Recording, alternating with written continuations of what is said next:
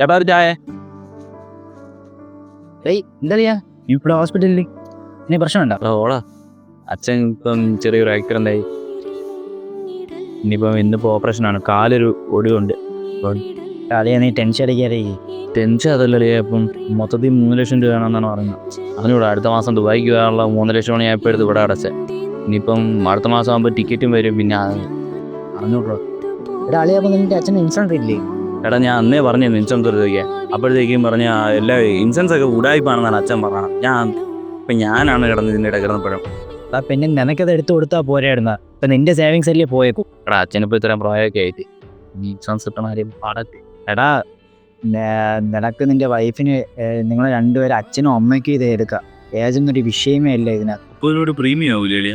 എടാ, എന്തായാലും ഈ ഇപ്പം ഹോസ്പിറ്റലിലെ ബില്ലിൻ്റെ അത്രയൊന്നും ആവാൻ പോണില്ല. അതുപോലെ EMI അവൈലബിൾ ആണ്. ആദ്യത്തെ ബില്ലിൻ്റെ പ്രീമിയത്തിൻ്റെ 10% വെച്ച് അടച്ചാൽ മതി. ബാക്കി EMI ആയിട്ട് നിനക്ക് അടയ്ക്കാം.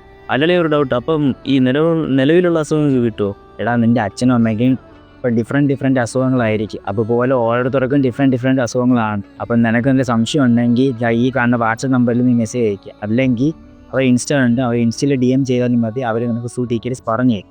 ഏത് കമ്പനിയാണ് ഇൻഷുറൻസ് എടുക്കാൻ നല്ലത് നിലവിൽ? അതേ കമ്പനിയുടെ പേര് അസാപ്പിൻ പിൻ സൊല്യൂഷൻസ് ആണ്. നിലവിലുള്ള എല്ലാ ഇൻഷുറൻസ് കമ്പനിയായിട്ട് ഇവർക്ക് ടൈപ്പ് ഉണ്ട്. അതുകൊണ്ട് പേടിക്കണ്ട. അവസാനം ക്ലെയിം കിട്ടാതിരിക്കുക, പൈസ പോവോ? ഫസ്റ്റ് നിൻ്റെ അച്ഛൻ്റെ അമ്മയുടെയും അസുഖങ്ങളെല്ലാം പ്രോപ്പറായിട്ട് അവരുടെ അടുത്ത് പറയുക. എന്തൊക്കെയാണ് ഡിസീസ് ഉള്ളത് പ്രോപ്പറായിട്ട് പറഞ്ഞു കഴിഞ്ഞാൽ അതിനനുസരിച്ചുള്ള പ്ലാൻ അവർ നമുക്ക് സെറ്റ് ചെയ്ത് തരും.